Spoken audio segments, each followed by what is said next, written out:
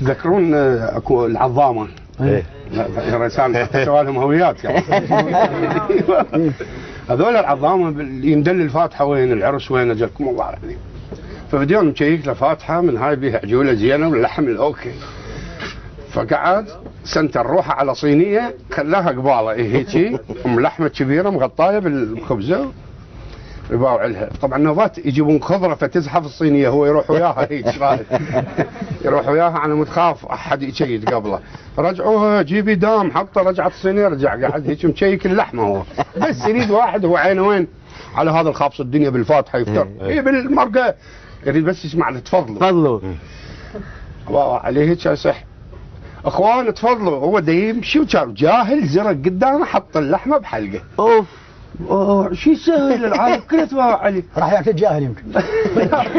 اللحمه بحلقها الجاهل كان شو يسوي؟ شعب قنزرته داس على اصبع الجاهل حيل كان يصيح الجاهل. قال له جدي مو قلت لك حاره بردها.